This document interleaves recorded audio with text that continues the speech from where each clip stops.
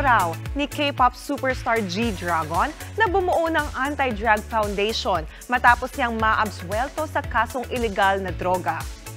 May pabaong kanta naman sa mga ARMY si BTS Jimin ngayong nasa military na siya. Panoorin natin to.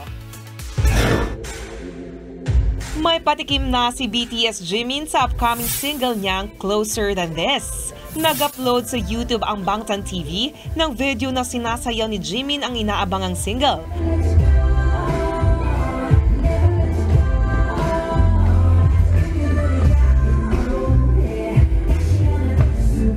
Tila kinuna nito bago pumasok si Jimin sa military dahil sa kanyang blonde hair. Pero sa last part ng video, kasama rin ni Jimin ang isa pang BTS member na si V. Nakikulit at nag-peace pa si V. Bukas na ilalabas ang kantang Closer Than This ni Jimin.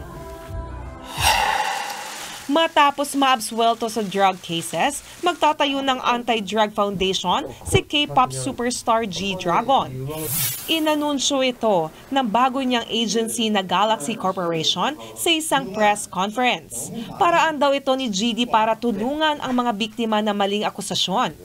Wala pang detalye kaugnay sa future activities ni G-Dragon as soloist at bilang miyembro ng K-pop boy group na Big Bang. Kahapon lang nang ibasura ng Incheon Police ang drug cases na isinampa kay GD dahil sa kakulangan ng ebidensya. Mga kapatid, Jania Lipon po, laging maging updated sa latest sa entertainment and lifestyle para maging una sa balitaan. Bisitahin at mag-subscribe na sa social media pages ng News 5.